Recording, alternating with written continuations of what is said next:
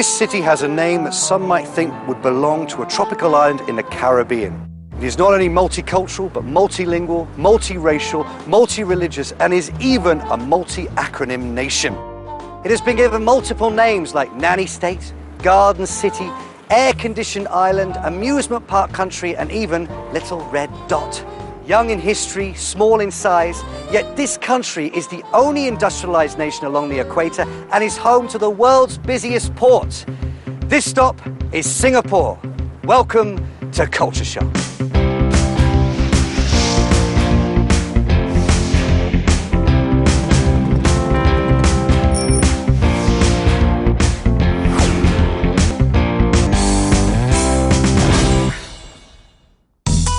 Located in the southern tip of the Malayan Peninsula, Singapore's name is derived from a Sanskrit word which means Lion City.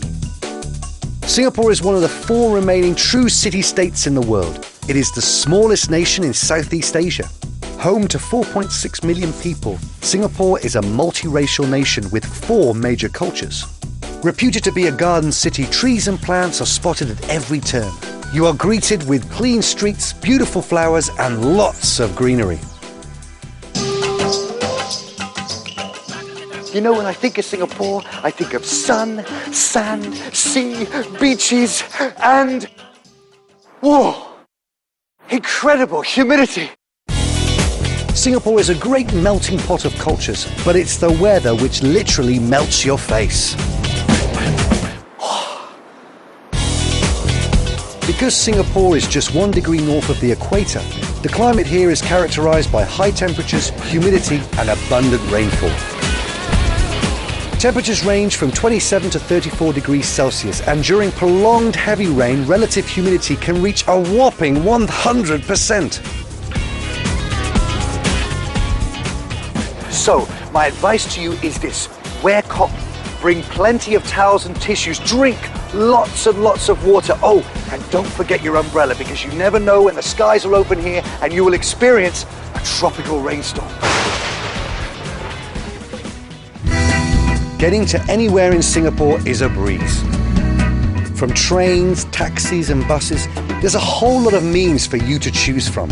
After checking out the various options, I headed straight for the affordable, convenient, regular cabs, which you can catch just outside the arrival terminals.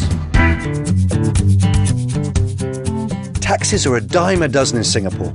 Taxis are very comfortable and most are metered, so there's no chance of you being taken for a ride. But rates do change quite frequently, so if you're unsure, check the rate card that can be found in most taxis. To the city, please. Sure. And may I know you prefer me to go by ECP or PIE, please? PIE? Pie? I've already eaten.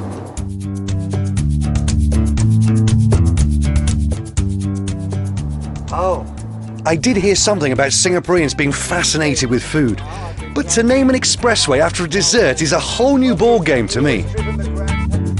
With signs for expressways, buildings and many others, it sure looks like Singapore is not only a multiracial and multilingual country, it is also an MAN, a multi-acronym nation. This is definitely a culture shock. Let's see if there are more. Are all taxi drivers as polite as you? I believe so. Could you tell me something? I saw someone referring to another person in a newsagent as uncle. What's that all about? Well, this is a polite way that we Chinese address our elder. We call them uncle.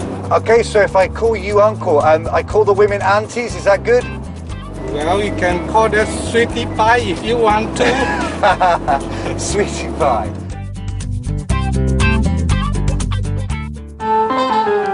Well, that was some abbreviated journey back to my hotel. Just give me a sec and I'll be right back. You see, I told you I'll be right back. Okay, camera trickery aside, that was some efficient desk clerk. Got me checked into my hotel in no time. Which leaves me more than an hour to explore and find my way to my dinner appointment at some food centre near the business district. Let's see if I can make my way there with another acronym. The MRT. Also known as Singapore's mass rapid transit system, the MRT is the nation's major train system that spans the entire city-state. I figured it's probably quite a comfortable ride in such air-conditioned trains, but as I nauseously found out, peak hours are not the best times for travelling. And for someone like me who loves a bit of space, I think I'd better get off to look for some other alternatives. And I think I may have found it. From air-conditioned trains to air-conditioned buses. Quite a different experience from the trains. Buses are a great way to do a bit of sightseeing. On the way, I couldn't help but marvel at how clean and green the roads are. After a pleasant bus ride around town, I am able to make it to my dinner destination on time. But one of my friends, Dean, is late. From my conversations with Sanjay and Ray, I hear it's not uncommon for Singaporeans to arrive 10 to 15 minutes late. They call that being fashionably late. That's a culture shock for me. But that is just the beginning of culture-shocking news for the evening. Don't touch it. Why? It's somebody else. But it's unopened. So what would happen if I sat down here now and just wiped my face with a tissue? They will just come and ask you very politely and softly, can you please move? This table is mine. Oh, well, look, I don't want to offend anybody, so let's find another table. Well, apparently in certain hawker centres, it can get so crowded that it's hard to get a seat after buying your food. And to avoid walking around with a tray of food looking like a fool, Singaporeans have taken to reserving their seats with packets of tissue paper. After learning how to reserve tables Singapore style, I discovered that the multicultural traits of Singapore is the reason why there is such a huge variety of food available. You're spoiled for choice. I am famished, and luckily Dean is able to join us in time. Just as we start eating, I notice some peculiar eating habits.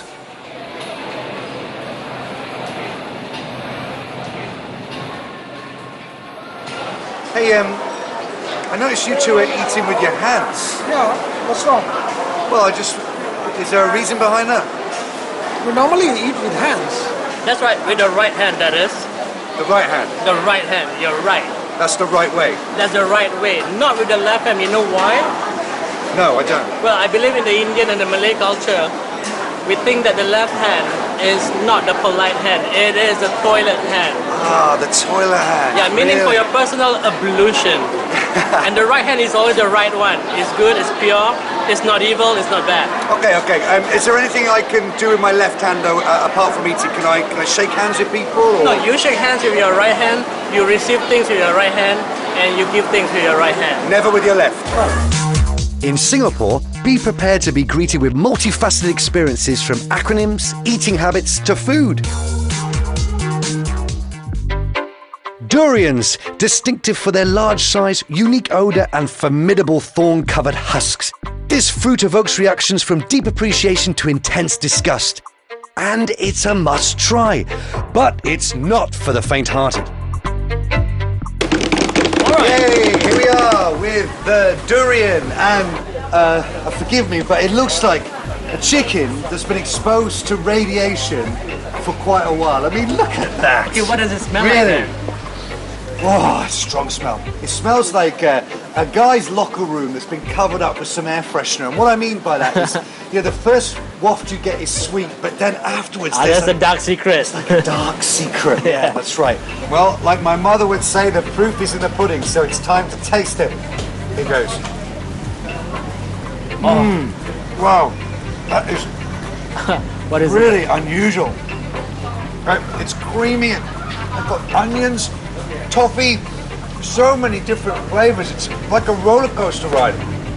You love this though, right? I love it. You love this? Love it. You love this? I love It's them show. Shook, man. It's show. Shook. What does shook mean? It's great. Great. Well, one thing's for sure, durian is shook.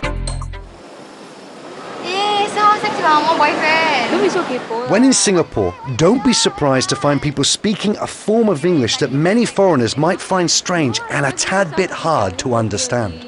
Which is why it's good to pick up a few terms to help you fit in.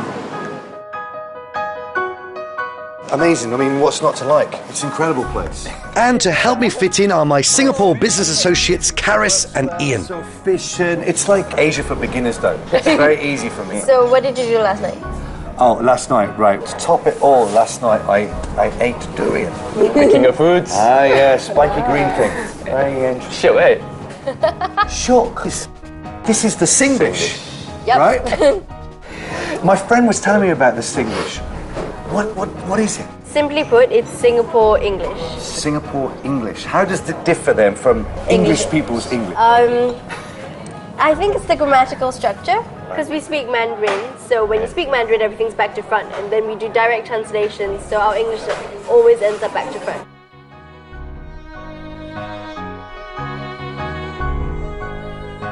Oh, right, so Singlish is like a backwards language. Yeah, and it's kind of rojak, right? Rojak. Ah, That's okay. rojak. Rojak is a local dish that we have here. You cut up vegetables and fruits, throw it into a bowl, mix it together. Okay, can you teach me some? Where to start? Something simple, La. But la is a bit cheem, isn't it? Cheem? What's cheem? Is this a brand of toothpaste? Hokkien. It's a dialect. It means it's complicated. You would use it in a sentence to convey that someone has just said something that you don't understand. Yes. Come on, guys. I can understand difficult things. So there's las, lees, laws, hors, as. What? Is that the All come Singapore together. directory? Not far off. It comes at the end, except sentence rather than a name. It depends on the context of what you're using it in. Right. Like you could use it to ask a question. For example? Or, like, this drink is good, huh? This drink very good, huh? Yeah. Kind of, yes, almost. Exclamation. Right. Nola. Nola. Dragon. Oh, do you know what? I think I have to be here a long time before I understood this, because you've got, the Mandarin structure, then you've got words from different vocabularies, and then you've got words that don't mean anything. They're like just punctuation. Yes. Yeah, and I mean, Angmo's unexpected to Angmos? Yep. What's You, this? my friend. Angmo? You, my friend, Angmo. I'm an Angmo. Yes, you are. If I'm not wrong, literally translated, it means red hair. But my hair is brown. I think it's because of blonde hair looking red under the light, especially against white skin. I suppose the first ever Angmos to come to Singapore But probably red might have hair. been quite striking. Well, I can see why you said that's cheap, It is complicated. So, give me an easy one. Alamak. Okay, alamak is a Malay word. It's alamak. Yeah. It means oh my god. Right, okay, so I might say, what a lovely day, alamak. No. Okay, You- kind of like negative as well. Like you don't use it for good things, but more like So, alamak, I'm so late. yeah. Alamak. Okay, well, alamak, I banged my head. Yes. You know what? I think I could use some of these in the business meeting to impress them that I know Singlish. I might say, Alama, you must look at my furniture. It's so cheap. Yeah, Really. not advisable. I mean, okay, even though we speak Singlish and we can code switch. So like in the office or in business meetings, we would use formal English, proper English. Okay. Especially for your presentation, when you're talking to them. You can use it to break the ice though. Throw in like a Singaporean joke, use Singlish, stuff like that.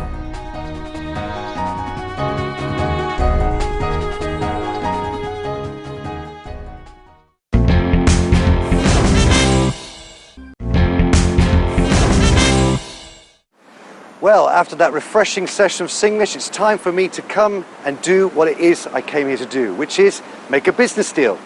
Now, if you are in Singapore for business, then there are a few things you need to know, and it all starts with a proper introduction. Given the multicultural aspects of Singapore society, to do business in Singapore, it's prudent for a foreigner to be aware of certain business etiquettes and underlying religious beliefs. Apparently, in Asia, using two hands or the right hand only to exchange business cards is an important business courtesy. I was also told that you should examine a business card properly before putting it away, as it shows respect for the other party. And when you meet ladies wearing the tudong, be sure to greet them with a bow instead of a handshake. This is due to religious beliefs which forbid physical contact between the different sexes. Business culture in Singapore is more formal than in many Western countries.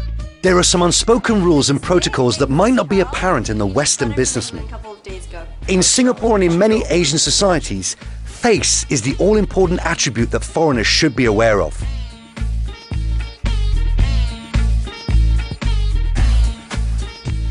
Face is what makes Singaporeans strive for harmonious relationships. Because of face, Singaporeans tend to be non-confrontational in their business dealings. Singaporeans will never overtly say no. Because of face and strong adherence to hierarchy, questioning authority is considered a taboo. Thus, never disagree or criticize someone who is senior to you in rank in public, as it may destroy the business relationship. When conducting business in Singapore, pay close attention to facial expressions, tone of voice, and posture, as Singaporeans trust non-verbal communication more than spoken words.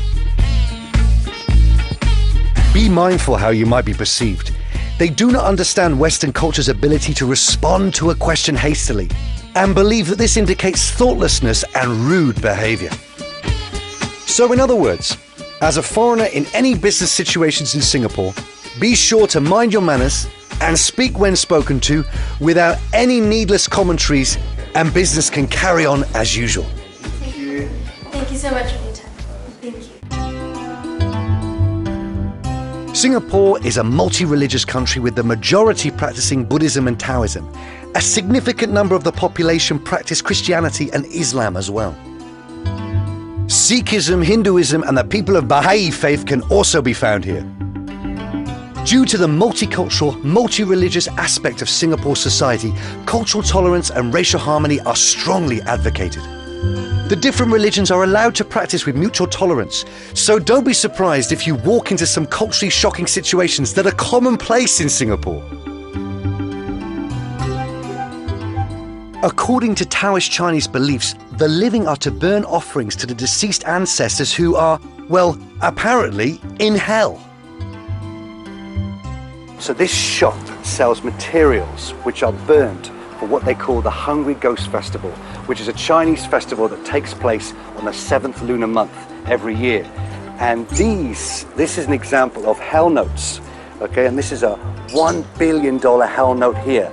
These will cost you $2, so you can see inflation's pretty high in hell. As a sign of respect and reverence, these offerings are in terms of hell money and a whole lot more. Offerings like shirts, cars, houses, condos are offered to them usually during the Chinese lunar 7th month. Walking around, I simply couldn't believe the extent of traditional beliefs that exist amongst this ultra-modern society. So, say if you have a treasured auntie who you want to pay a tribute to, perhaps, you may burn her this special pack. You've got a purse, a watch, and a blouse. Or something like this. Because, obviously, modesty is still very important in hell.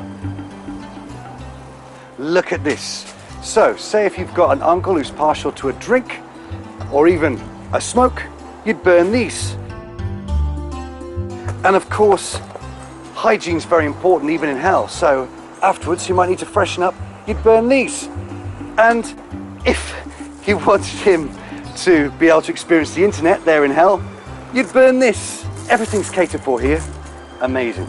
Now it's things like this which might seem silly or strange or culture shocking, but we should show some respect, because disrespect will be seen as a sacrilege, and it might even be considered a bad karmic move. But Singapore wasn't always this multicultural or multi-religious. To tell me more about the rise of this colourful island, my friend, a curator, is going to bring me on a tour around Singapore National Museum.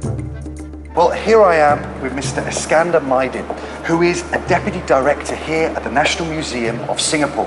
Now, Mr. Maidin is going to take me for a tour around their special history gallery. Now, I believe the gallery has a completely different way of telling the story of Singapore. How is it different?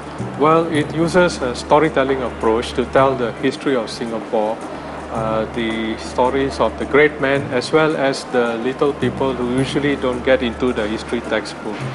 Mr. Maidin, what can you tell me about the role this man had to play in the history of Singapore? Raffles laid the foundations for the development of the Singapore trading port when he signed the treaty with Sultan Hussein of Singapore in February 1819.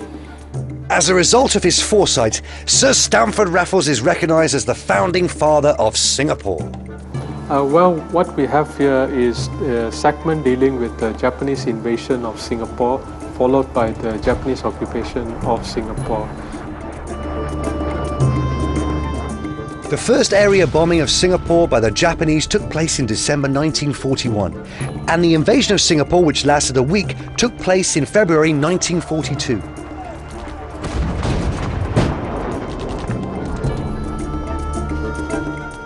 The Japanese occupation made Singaporeans realise that they couldn't rely on anyone else for their defence, and therein sets the path to its independence. Well, what a trip. I've learnt to adapt to the people here, the weather, the culture, the mannerisms. I've learned all about Singapore's excellent public transport systems and its business systems. I've even learnt about this quirky lingo they have here called Singlish, and about their religions and beliefs. What a place. I've had a real shock time. It's amazing how a little red dot on the map can offer so much. Well, that's all for me here, but please join me again next time for more culture-shocking moments here on Culture Shock. Today, Singapore has evolved from its rich history to become possibly one of the more prosperous nations in Asia. With its winning formula of economic, geographic and human resource factors, the city-state has made the best of what it's got to become what it is today.